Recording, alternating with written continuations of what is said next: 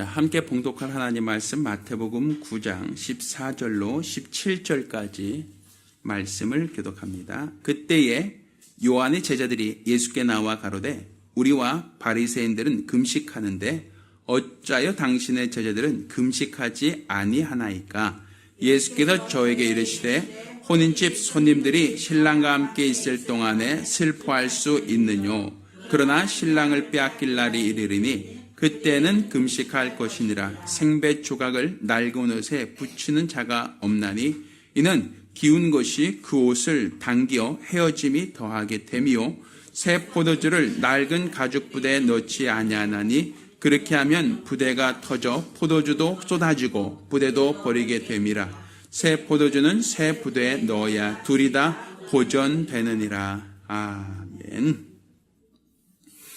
자, 오늘도 권세 있는 새 교훈 중에서 권세 있는 새 교훈을 받는 새 부대가 되자라는 제목으로 하나님 말씀을 함께 나누겠습니다. 자, 우리는 세상에서도 새 술은 새 부대에 넣자라고 하는 어떤 그런 말을 들어보셨을 것입니다. 이번에 대통령 선거가 있었고 또 대통령이 새로 청와대에 입성한 이후로 대통령이 가장 먼저 지금 시행하고 있는 일, 그것은 바로 인선입니다. 자기를 도울 수 있는 참모들, 또 자기가 생각하고 있는 개혁을 이룰 수 있는 장차관들을 지금 세우기 위해서 계속 인사청문회를 하고 있습니다. 그래서 이 사람은 내가 쓸 사람입니다. 이 사람은 나와 함께 일할 수 있게 해주십시오 라고 추천하고, 또 공직자가 추천되면 국회에서 그 사람들을 검증하고 있죠. 그렇다면 그 이전 정권에서는 그 사람들이 없었는가?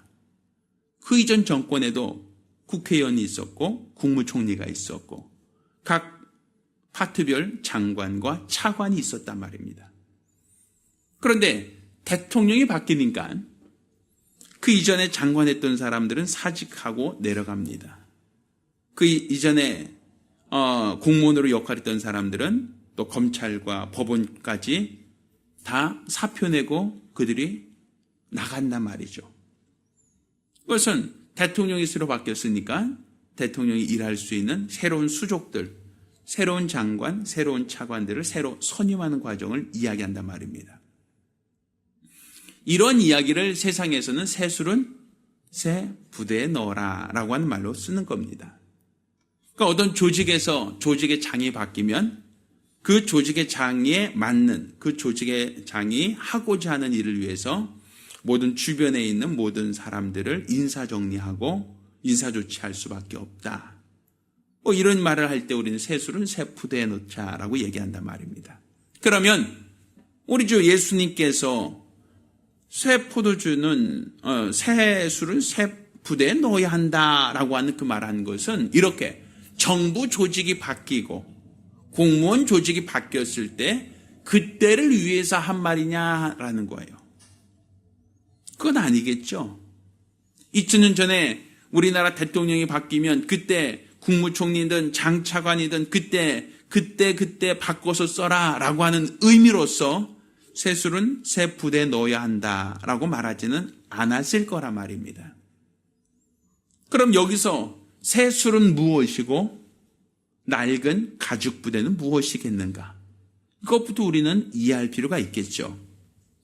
자, 우리가 새 술은 새 부대에 넣어야 한다라고 할 때 분명 조직, 우리의 사회 관료 조직을 말하는 것은 아니다. 분명 예수님께서 그것을 염두에 두고 한 말은 아닐 거란 말이죠.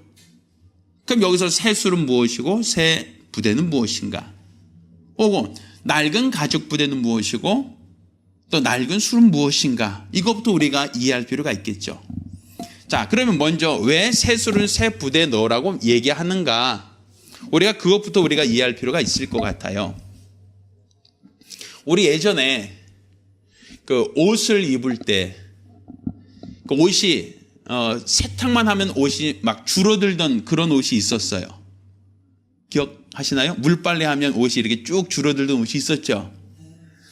몇 번 그래도 빨다 보면 이제 더 이상 줄어들지 않게 되죠. 옷이 뭐 줄어들다 이제 더 이상 줄어들지 않게 될 수 있어요.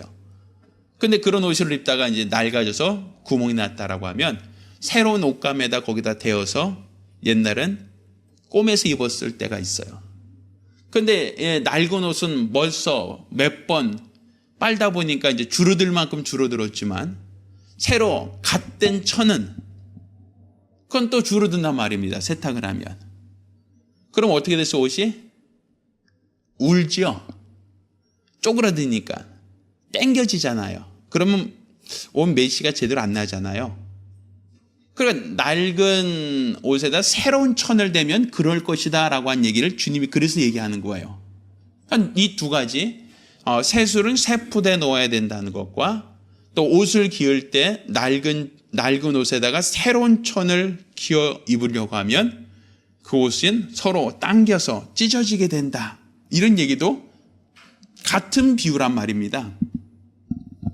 자, 그러면 낡은 옷, 낡은 새술, 새부대 혹은 낡은 부대, 낡은 술, 그게 무엇이냐? 자, 옛날에는 오늘날에는 술을 다 어디다 담아요? 웬만하면 병이죠, 병. 맥주나 소주나 이런 거 보면 대부분 병이고 뭐 막걸리 같은 것만 이렇게 플라스틱으로 된 어떤 용기에 담아요. 근데 술 같은 경우 이제 막걸리 같은 건 발효주잖아요. 옛날 술들도 포도주들은 대부분 발효주였을 거란 말입니다. 그러면 옛날에는 병이 없을 때는 어떻게 그 술을 담아서 먹었는가? 우리가 생각할 때는 항아리요라고 할 수 있어요. 물론 맞아요. 그 당시도 토기는 있었어요. 그런데 토기는 갖고 다니기가 쉬워요, 어려워요? 어렵죠. 낙타나 약대가 갈 때 포도주를 항아리에 넣고 다니면 깨질 염려도 있고 또 무게도 상당하단 말입니다. 그러니 여행하는 사람이 여행에 지쳐서 술을 먹고 싶을 때는 어떻게 하겠어요? 술을 갖고 다니기 편한 데다가 갖고 다니려고 하겠죠. 그러면 술을 어디다 나왔냐면 우리가 보편적으로 이제 양이 있다. 매 하고 양이 있다. 자, 이렇게 우리 얘기한다면 자, 우리가 양이 있다라고 했을 때 양을 어떻게 하느냐 하면 우리 보편적으로 이 다리를 딱 자른단 말이에요. 다리를 자르고 이 목을 딱 자르겠죠. 왜? 잡아먹을 때. 그리고 요 안에 있는 고기를 싹 먹으면서 가죽을 싹 벗겨낼 수 있잖아요. 그러고 나면 요 다리 쪽에는 이제 매듭져서 없애버리고 그리고 이 입구만 잘 막아놓으면 어떻게 돼요? 요 통이 푸대가 되죠. 그러니까 요게 그릇이란 말이에요. 요건 가죽은 질기잖아요. 그러니까 여기다 술을 집어넣고 다니면 잘 새질 않았어요. 옛날에도. 그러니까 이 다리 딱 자르고 다리 쪽만 잘 끈으로 묶어두고 그리고 요 목 쪽만 이렇게 쭉 잡아당기면 주름처럼 이렇게 줄어드는 것들이 있잖아요. 끈으로. 그렇게 해서 막아놓으면 결과적으로는 이 몸통 전체가 가죽이니까 여기가 가죽 부대가 되는 거예요. 이 가죽 부대를 이렇게 만들어요. 새끼 양들 같은 경우 이렇게 잡아서 조그맣게 하면 이렇게 조그맣게 나오겠죠. 그걸 낙타 같은 데 싣고 다니면 뭐 출렁거리든 떨어지든 굉장히 갖고 다니기가 쉽겠죠. 이게 가죽 부대예요. 쉽게 표현한다면. 그런데 이 안에 술을 집어넣으면 알코올을 집어넣으면 알코올이 계속 발효가 된단 말이에요. 사막 같은 데는 굉장히 날씨가 더우니까 갖고 다니다 보면 발효가 되죠. 그러니까 술 자체가 굉장히 발효가 되고 쉬어요. 그러다 보면 처음에 술을 집어넣었을 땐 가죽이 탄성이 있어요. 탄력. 처음에 가죽은 이 탄력이 있어서 그래도 어느 정도 이제 버틸 수 있는데 그리고 이제 처음 술을 집어넣을 때는 발효가 되기 전에 술이니까 어느 정도 그것을 갖고 다닐 수가 있단 말입니다. 어느 정도 여행할 때. 그런데 낡은 가죽 부대에 새 술을 집어넣으면 이 새 술은 또 계속 또다시 발효할 거 아니에요. 그러면 나중에는 병뚜껑 같은 데 막아놓으면 발효가 많이 됐을 때 어떻게 돼요? 펑 터지듯이 이게 술이 쏟아져 나온다는 얘기예요. 그러니까 낡은 가죽 부대에 새 술을 넣지 않는다라고 하는 얘기가 새 술은 항상 새 부대에 넣어라. 그래서 이제 이런 얘기가 나오는 거거든요. 그들의 경험이죠. 그럼 여기서 말하는 이 낡은 가죽 부대와 그 이전에 담겨있던 술은 무엇이고 또 새 술은 무엇이냐라고 할 때, 자, 가장 기본적으로 이스라엘 사람들, 자, 하나님께서 이스라엘 사람들에게 주셨던 계명, 하나님께서 무슨 계명을 주셨죠? 그렇죠. 10계명이라고 하는 하나님의 계명을 주셨어요. 우린 그것을 이제 율법이라고 얘기한단 말입니다. 하나님이 주신 계명은 새술이에요. 그것을 이스라엘 백성들에게 하나님이 이 가죽 부대에다가 주셨단 말입니다. 그러니까 이스라엘 백성은 1000년 이상 하나님께 계명을 받고 그 계명을 지키고 계명을 지키며 순종하며 살아왔어요. 계속 하나님께서 말씀하신 대로 안식일을 지키라 하면 안식일을 쉬어야 되고, 나 외 다른 신을 두지 마라 하면 두지 말아야 되고, 우상을 섬기지 마라 하면 우상을 섬기지 말아야 되고, 하나님이 주신 계명을 쫓아서 그들은 계속 하나님의 계명대로 순종하며 살아왔습니다. 이게 율법적인 사람이었죠. 자, 그런데 새술을 하나님이 부어주셨단 말입니다. 여기서 하나님이 부어주신 새술이 무엇인가 하면 그 새술이 바로 예수예요. 예수. 예수가 오셔서 그가 가르치기 시작하는 겁니다. 그가 가르치는 것은 진리를 말하기 시작해요. 그런데 그가 와서 하나님의 말씀이다, 이것은 내가 자유로 하는 것이 아니라 아버지가 내게 주셔서 아버지의 말씀을 한다라고 계속 아버지의 말씀을 대언하고 있거든요.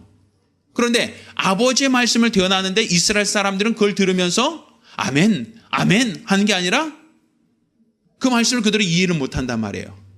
안식일에 제자들이 밀밭사에 다니다가 밀이삭을 비벼서 털어먹는 것도 이해가 안 되고, 또 예수님께서 세리와 죄인들과 함께 먹는 것도 이해가 안 되고, 또 예수님께서 문둥병자를 손대서 낫게 하는 것도 이해가 안 가고, 예수님께서 하시는 모든 일들이 그들은 이해가 안 간단 말이에요. 그러니까 그들은 지금 어떠한 푸대에서 들으려고 하는 거예요. 하나님께서, 자, 율법도 하나님의 말씀이고 또 진리도 하나님의 말씀은 맞는데, 지금 율법을 듣고 있던 사람들, 율법에 순종하고 있던 사람들은 어디 익숙한 거예요? 율법대로 사는 것에 익숙한 사람들이에요. 수백 년간, 수천 년간 율법을 듣고 율법을 지키며 살아왔어요. 그런데 율법을 듣고 율법이 옳다고 여기고 살아온 자들에게 예수가 오셔서 진리를 말하기 시작한단 말이에요.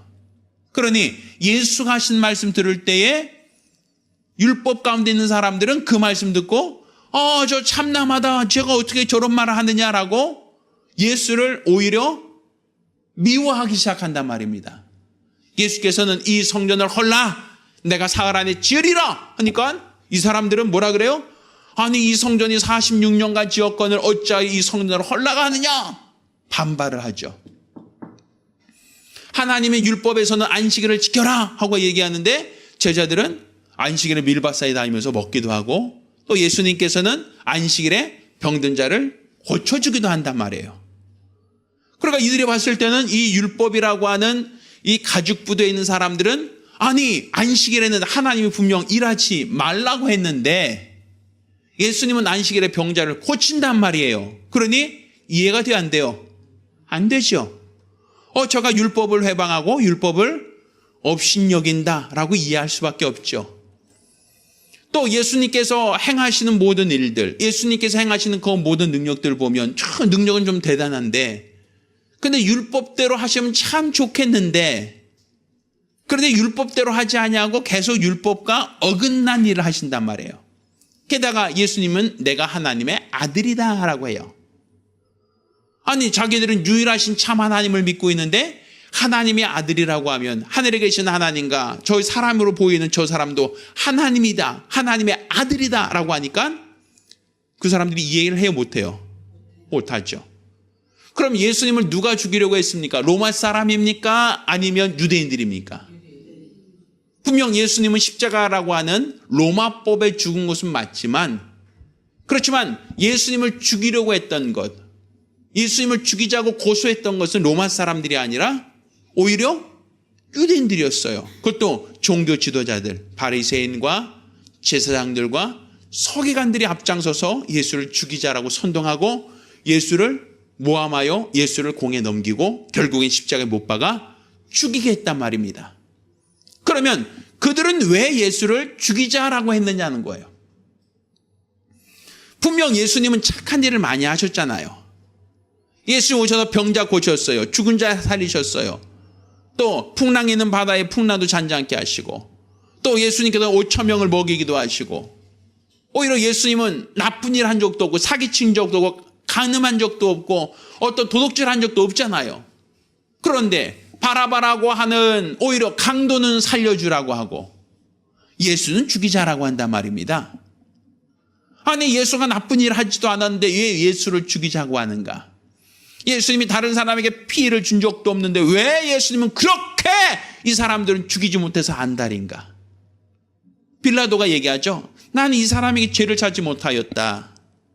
이 사람 난 죄를 모르겠어. 그런데 왜 이 사람을 죽이라고 하느냐라고 하니까 그럼에도 불구하고 이 사람들이 유대인들이 아니요 죽여야 됩니다 하고 끝까지 죽이라고 선동을 합니다. 빌라도가 나 이 사람에게 죄를 못 찾았으니까 나는 이 사람 그냥 몇 대 때려서 놓아주겠다라고 하는데도 불구하고 사람들은 그것으로 안 됩니다. 저를 죽여야 됩니다라고 끝까지 우기죠. 그러니까 빌라도가 밀란이 일어날까 봐 그래 그럼 너희들 알아서 죽여 하고 내어준 거 아닙니까? 결국 예수가 죄 없는데도 불구하고 유대인들은 예수를 죽이려고 했고 끝내 십자가에 못 박아 죽였단 말이에요. 왜? 그들은 율법이라고 하는 이 가죽 부대로는 예수님이 전하신 이 말씀을 이 안에 담으려고 하니까 이 가죽 부대가 찢어져 버리는 겁니다.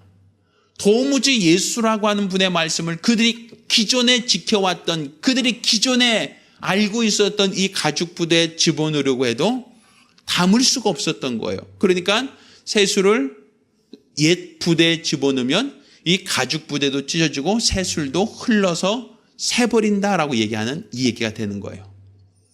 그러니까 예수님께서는 뭐라 그래요? 새술은 새 부대에 넣어야 된다. 옛날 율법이라고 하는 이 가죽 부대에는 예수라고 하는 분, 진리라고 하는 이분을 담을 수가 없다라는 것이죠. 그래서 예수님이 제자를 삼았던 그 제자들은 누구였습니까? 그 당시 봤을 때 종교 지도자들, 그 당시 봤을 때 어떤 서기관이나 바리새인이나 아니면 제사장들을 쓰신 게 아니죠. 그 당시 세리 또 어부, 그 당시 봤을 때는 천시받는 사람들, 가난한 사람들, 그들을 예수님이 불러서 제자 삼으시고 그들에게 가르치시고 그들에게 보여주셨단 말이에요. 그리고 어린아이 같지 않으면 이렇게 표현하죠. 어린아이 같지 않으면 이 말을 용납할 수가 없는 거예요. 그러니까 결국 그들은 율법이라고 하는 이 가죽 부대로는 권세 있는 새 교훈, 곧 예수가 하시는 말씀을 담을 수가 없었기에 예수를 죽이자 하고 예수를 십자가에 못 박아 실제로 죽이게 된 겁니다. 그러니 예수님께서는 이 가죽 부대 말고 새술은 새 부대에 넣어야 된다라고 말씀하시는 거예요. 그러니까 예수가 전한 이 진리의 말씀은 반드시 새 부대에 넣어야만 찢어지지 않는다, 안전하다라고 하는 얘기가 된단 말이에요. 자, 그러면 우리가 오늘날 율법대로 삽니까? 살지 않습니까? 우리 율법대로 살아요? 살지 않아요? 살지 않죠? 그럼 우린 율법대로 살지 않으니까 우리는 어떤 부대예요? 새 부대예요? 진짜 그렇게 생각하세요? 우리 율법을 전혀 모르잖아요. 율법과 무관하게 살아왔잖아요. 그러니까 우리는 무슨 부대? 진짜 새 부대로 생각하세요? 아니죠. 우린 지금 예수를 새 부대라고 한다면 누구나 다 예수의 말씀을 들으면서 우리는 다 아멘 할 거란 말이에요. 근데 우리는 이전부터 가지고 있는 가죽 부대가 있어요. 자, 우리가 가지고 있던 이 가죽 부대는 어떤 부대인가? 우리가 지금까지 살면서 어떤 가죽 부대를 가지고 살고 있는가? 한번 보세요. 우리가 초등학교부터 우리 한번 생각해 보시죠. 자, 초등학교 6학년 동안 뭐 배워요? 하나님 배우세요? 그렇죠. 도덕이든 윤리든 이런 산수 배우죠. 자, 중학교 6년 동안 뭐 배우세요? 아니, 중학교 3년 동안 뭐 배우세요? 자, 고등학교 3년 동안 뭐 배우세요? 자, 대학교 4년 동안 뭐 배우세요? 우리가 지금 가지고 있는 지식, 우리가 알고 있는 상식, 이 모든 것이 지금 우리는 어디서 나온 거예요? 지금까지 우리는 교육이라는 방법을 통해서 이 가죽 부대를 만들어 온 거예요. 학교 다니면서 우리는 진화론이 맞다고 배워왔고, 우리는 세상의 상식이라고 하는 걸 배워왔고, 윤리와 도덕과 규범에 대해서 우리는 지금까지 배워왔단 말입니다. 그러니까 지금 우리가 갖고 있는 고정관념이라고 하죠. 지금 우리가 갖고 있는 생각은 항상 어디에 머물러 있냐면 이렇게 기존에 우리가 세상에서 배워왔던 이 틀을 가지고 우리는 신앙생활 하려고 주 앞에 나왔단 말입니다. 그런데 이러한 고정관념, 이러한 어떤 세상 지식, 그러니까 세상 지식과 세상의 모든 지식과 세상의 모든 어떤 편견, 고정관념, 이런 어떠한 우리가 알고 있는 이 상식에 기초한 이 고정관념이라고 하는 이 틀 안에서 우리가 하나님 말씀을 배운단 말이에요, 우리는. 자, 여기다 우리가 하나님 말씀을 집어넣으려고 해요. 자, 그러자 무슨 문제가 생기니까? 꺼리끼는 게 많죠? 자, 가장 먼저, 자, 예수님께서 동정녀 마리아에게 태어나셨다. 그 동정녀는 남자 없이 여자 혼자 아이를 낳았다. 그 얘기부터 우리는 한단 말입니다. 자, 예수가 동정녀 마리아에게서 수태하시고 태어나셨는데 그 동정녀는 사내를 알지 못하는데 아이를 낳았다. 이런 얘기를 해요. 자, 그러면 여기 이제 상식, 우리가 알고 있는 의료 상식에 왔을 때는 우리 틀은 어떤 것을 얘기합니까? 아이를 낳으려면 반드시 결혼을 해야 된다. 남자와 여자가 결혼을 해야, 잠자리를 해야 아이를 낳을 수 있다. 이건 우리 상식적이죠. 생물학적이잖아요. 자, 그 틀에 예수님을 집어넣으려고 합니다. 잘 들어가요? 부대가 찢어지려고 한단 말이에요. 이건 도저히 이해가 안 가. 자, 우리가 예수 이름으로 병자가 치료됐다. 병자를 예수께서 치료하셨다. 소경의 눈을 뜨고 안진뱅이를 일으키고 문둥이를 깨끗하게 하고 죽은 자를 살리셨다라고 하니까 우리는 그 얘기를 이 가죽 부대에 집어넣고 아멘 하려고 하니까 입술로는 아멘 하는데 속으로는 뭐가 되죠? 아프면 어디로 가려고 그래요? 그것이 아프면 우리는 이 상식에서 봤을 때는 하나님께 나오는 것이 아니라 빨리 병원으로 가자 이 얘기가 나오잖아요. 우리는 지금 왜 이 틀 안에다가 예수께서 병자를 고치셨다, 소경의 눈을 뜨게 했다, 안진뱅이를 일으켰다, 혈기 마른 자를 고치셨다, 부중풍병자를 일으켜 세웠다, 뭐 온갖 거를 다 들어요. 그런데 여기다가 딱 집어넣으려니까 이 안에서 견딜 수가 없는 거예요. 왜? 내가 아프면 예수여 살려주세요가 아니라 의사여 도와주세요 하고 우리 응급실로 달려간단 말이죠. 우리는. 왜? 우리 가죽부대는 지금까지 아프면 어디로 가라고 배워왔어요? 병원으로 가라고 배워왔잖아요. 그러니 우린 계속 아프면 병원 가는 게 합당하고 이시적이고 정상적이다라고 우리는 알고 있으니까 아픈 사람 놓고 기도하는 것이 오히려 이해가 되지 않죠. 자, 우리 그렇죠. 예수가 죽으셨어요. 예수께서 십자가 달려 죽으셨어요. 자, 사람이 죽으면 살아납니까? 살아나지 않습니까? 자, 우리의 상식에는 죽으면 끝이에요. 죽으면 더 이상 회복할 수가 없어요. 근데 예수는 죽었다가 다시 뭐 하셨다고요? 부활하셨답니다. 자, 이거 믿어지세요? 세상 사람들 이거 믿을 수 있겠어요? 예수가 죽었다 사흘 만에 부활했다는데 그걸 믿어져요? 아니요. 왜? 우리 가죽부대는 그건 못 받아줘요. 그걸 담을 수가 없어요. 그 얘기를 상식적으로 납득도 안 되고 도저히 이해할 수 없다고 그 수를 담으면 찢어져 버린단 말이에요. 왜? 죽으면 끝나지 무슨 살아나? 도무지 안 된 얘기잖아요. 그러면 예수가 태어난 것부터 공생애를 사셨던 그 모든 것부터 예수가 죽으셨다 부활하는 이 예수님의 모든 공생의 이 일이 바로 하나님이 뜻하신 것이고 하나님이 이루신 것인데, 그것이 내가 기존에 배웠던 상식과 내가 기존에 알고 있던 지식과 내가 세상에서 배워왔던 그 모든 경험의 기초에서 이것을 받아들이려고 하면 받아지지가 않잖아요. 그러니까 이게 찢어진단 말이에요. 그러니까 우리가 알고 있는 아프리카의 성자라는 사람이 있죠. 누구죠? 아프리카에서 흑인들 치료하면서 평생 살았던 사람이 누구예요? 슈바이처. 들어보셨나요? 슈바이처가 원래 의사가 되기 전에 신학자였어요. 우리 슈바이처 박사 알잖아요. 그런데 그 사람이 신학자입니다. 그런데 이 사람이 쓴 신학이 뭔지 알아요? 신화, 비신화와 성경에 있는 신화적인 건 다 빼버려야 된다는 거예요.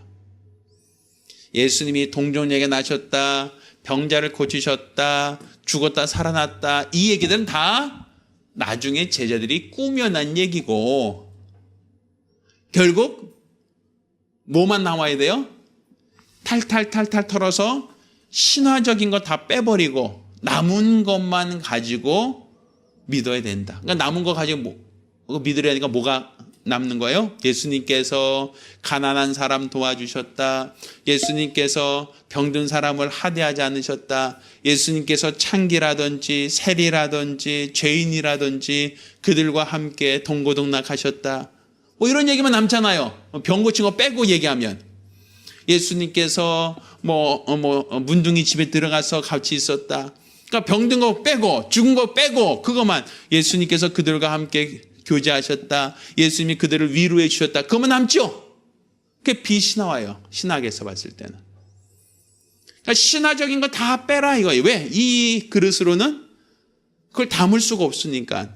상식이라고 하는 이 틀 안에다가 성경 말씀을 여기다 집어넣으려니까 성경에 있는 모든 태양을 멈췄다, 홍해를 갈랐다, 뭐 이런 얘기들 많잖아요. 이거 다 빼버려. 이거는 다 전설이야. 이건 다 신화야. 사람들이 꾸며낸 얘기고 실상은 그냥 도망 나왔다. 이게 맞는 거야.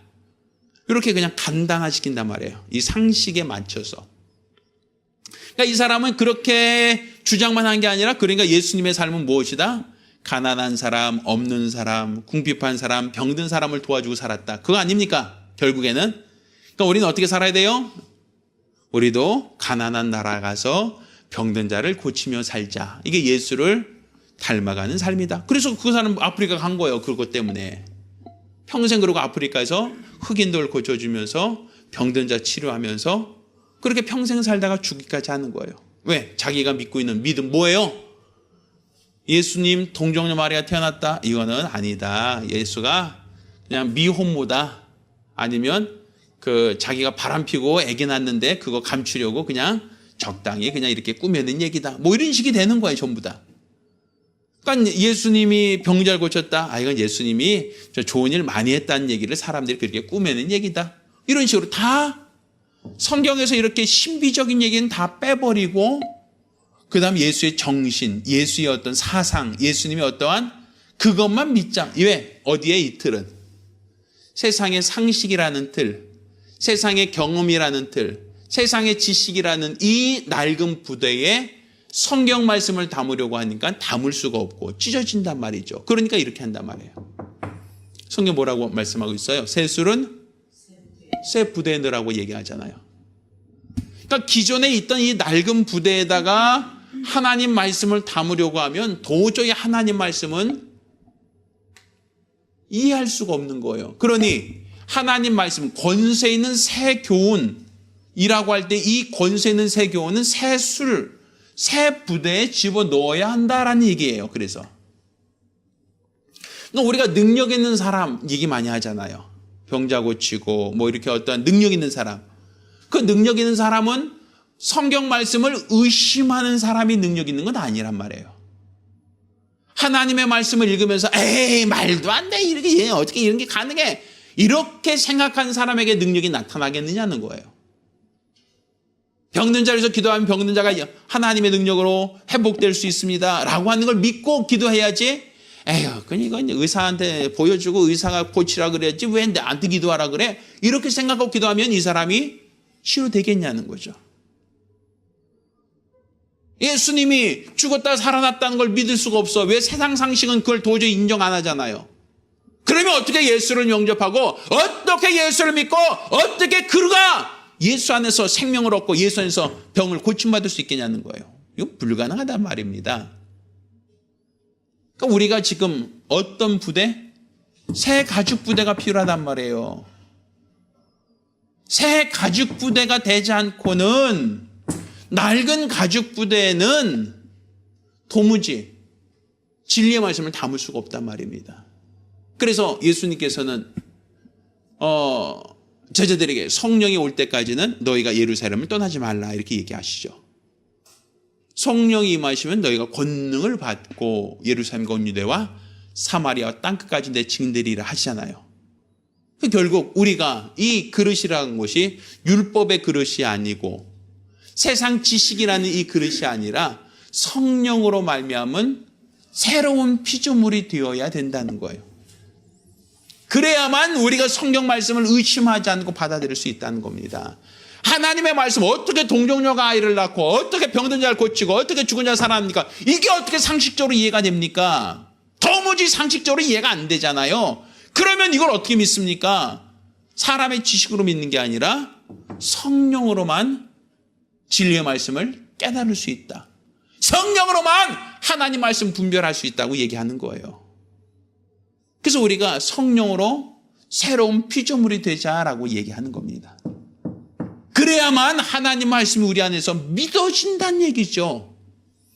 낡은 가죽 부대에 집어넣으려고 하면 이 가죽 부대가 뜯어져서 가죽 부대도 버리고 술도 새버린다라고 하는 것처럼 내가 기존에 가지고 있는 상식에 믿음을 더하려고 하면 우리는 계속 충돌됩니다. 뭐가 맞는지 진화론이 맞냐 창조론이 맞냐 계속 이 안에서 우리는 갈등을 할 수밖에 없는 거예요. 그러니 우리는 순전한 믿음의 그릇, 어린아이가 가진 순전한 그릇이 필요합니다. 성령으로 말미암아 우리가 하나님 말씀을 들을 수 있는 순전한 그릇이 되어질 때 하나님은 그 사람을 통하여 그 그릇에 담겨진 이 말씀대로 역사할 수 있는 거예요. 성령으로 하지 않고는 예수를 주라 시인할 수 없느니라 이런 말씀을 하는 거예요. 그래서 왜? 예수를 주라 시인하려면 그가 동령에서 났다는 것도 믿어야 되고 예수께서 우리의 병을 고쳤다는 것도 믿어야 되고 예수께서 죽었다 살아났다는 것도 이걸 다 믿어야 될 거 아닙니까? 그거 어떻게 믿습니까? 성령으로 하지 않고서는 예수를 주라 시인할 수 없다라고 얘기하는 겁니다. 그러니 우리의 신앙이라는 것은 이렇게 성령으로 말미암아 새로운 그릇이 되어져야 권세 있는 세균을 담을 수 있다는 겁니다. 하나님 말씀에 문제가 있는 게 아니에요. 하나님 말씀에 하자가 있는 게 아니에요. 문제는 내 낡은 그릇에 담으려고 하니까 문제가 생기는 겁니다. 고정관념이라고 하는 이 틀 안에 하나님 말씀을 담으려고 하니까 계속 내 안에서 갈등이 생기는 겁니다. 이게 뭐야? 이게 말도 안 돼. 도무지 그것을 받아들이지 못하니까 결국에는 신앙을 버리게 되는 거란 말입니다. 그러니 우리는 어떻게 신앙생활을 해야 되는가? 성령으로 말미암아 새로운 피조물이 되어야 된단 말입니다. 성령으로 말미암아 새 그릇이 준비되어야 된단 말이죠. 성령 충만한 것, 성령으로 말미암아 하나님 말씀을 받고 성령으로 말미암아 우리 하나님 말씀을 깨달아 분별할 때 우리는 능력 있는 주의 제자가 될 수 있는 겁니다. 예수님께서 오늘날도 새술은 새 부대에 담아야 한다라고 말씀하시는 겁니다. 낡은 가죽 부대에 담으려고 한다면 이 그릇도 깨어지고 술도 새어져 버릴 것이다. 낡은 가죽 부대에는 새술을 담을 수 없다.